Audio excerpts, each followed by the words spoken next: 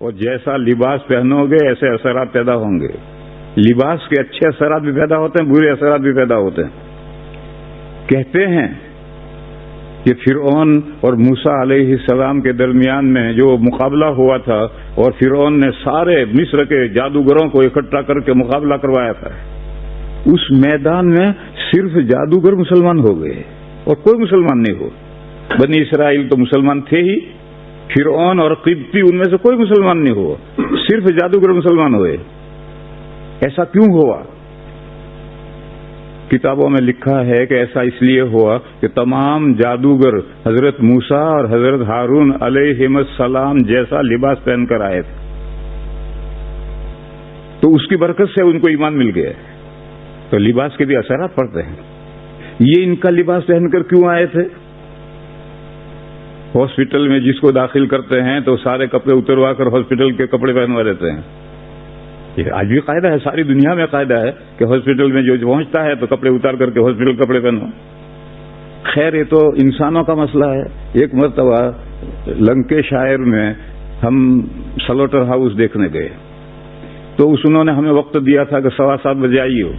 تو ہم بولٹن سے گئے، برف پڑ رہی تھی اور سخت سردی تھی، ونٹر کا زمانہ تھا.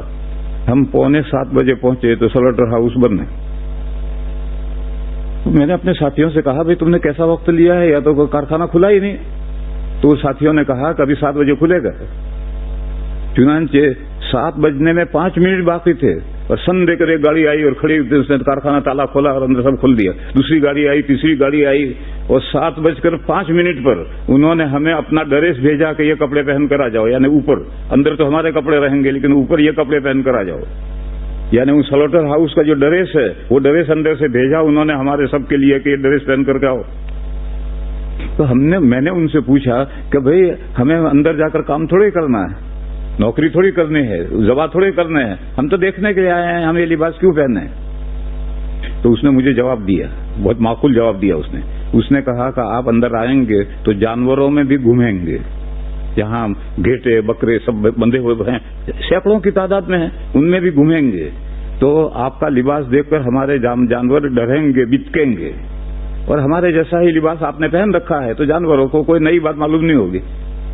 تو بات سمجھ میں آیا کہ جو لباس کا بھی اثر پڑتا ہے. اگر ہم یہ لباس پہن جائیں گے تو گھیٹے بکرے ڈریں گے، اور ان کا لباس پہن کر جائیں گے تو نہیں ڈریں گے. ان مثالوں سے معلوم ہوا کہ لباس کا ظاہر کا بھی اثر پڑتا ہے، دوسروں پر بھی اثر پڑتا ہے، اپنی طبیعت پر بھی اثر پڑتا ہے. حضرت موسیٰ علیہ السلام اور حضرت ہارون علیہ السلام دونوں کا لباس پہن کر جادوگر آئے تھے، تو ان کی طبیعتوں پر یہ اثر پڑا کہ موسیٰ علیہ السلام جب لاٹھی ڈالی اور وہ لاٹھی ان کے جادوؤں کو کھا گئی تو سارے کے سارے سجدے میں گر پڑے اور ایمان لائے. تو خود اپنے طبیعت پر بھی اثر پڑتا ہے اور دوسروں پر، جانوروں پر بھی اثر پڑتا ہے، تو دوسرے انسانوں پر کیوں اثر نہیں پڑے گا؟ اس لیے میرے بھائیوں، اسلامی لباس پہن کر مسجد میں آیا کرو. جاب پر جب جاتے ہو تو تمہیں جو لباس پہننا ہو پہنو، لیکن مسجد میں اللہ کے گھر میں آؤ تو نیک بندوں کا لباس پہن کر آؤ. اس کا طبیعتوں پر اثر پڑے گا، عبادت کرنے میں جی لگے گا. اور اگر آپ وہی لباس جو جاب کا لباس ہے وہی لباس پہن کر آئے اور ہاتھ میں موبائل بھی، بڑا موبائل بھی لے کر آئے اور تکبیر ہونے تک موبائل سے کھیلتے ہی رہے، تو طبیعت پر کیا اثر پڑے گا اس کا اندازہ خود ہی سمجھو. تو دشمنان اسلام نے عربوں کی عورتوں کا جو کرتا تھا وہ مردوں کو پہنا دیا ہے. آج عربوں کے جتنے کرتے ہیں یہ مردوں کے کرتے نہیں ہیں، یہ سب عرب عورتوں کے کرتے ہیں جو عرب مردوں نے پہن لیے. مردوں کا کرتا کیا ہے؟ ایک حدیث شریف سنو. نبی پاک صلی اللہ تعالی علیہ وسلم نے ارشاد فرمایا ہے کہ کپڑے کے لیے ٹخنے پر کوئی حصہ نہیں، آدھی پنڈلی تک کپڑا ہونا چاہیے، لنگی بھی آدھی پنڈلی تک اور کرتا بھی آدھی پنڈلی تک. جب حضور نے یہ مسئلہ سمجھایا تو حضرت ام سلمہ جو ام المومنین ہیں انہوں نے ایک سوال کیا کہ یا رسول اللہ عورتوں کے لیے کیا حکم ہے؟ تو حضور نے فرمایا کہ عورتیں مردوں کے کرتے سے ایک بالشت کرتا نیچا رکھیں. تو ام سلمہ نے کہا کہ اس صورت میں تو عورتوں کے پیر نظر آئیں گے. تو حضور نے فرمایا پھر پیر نظر آئیں گے تو ایک ہاتھ نیچا رکھیں، اس سے زیادہ نیچا نہ رکھیں.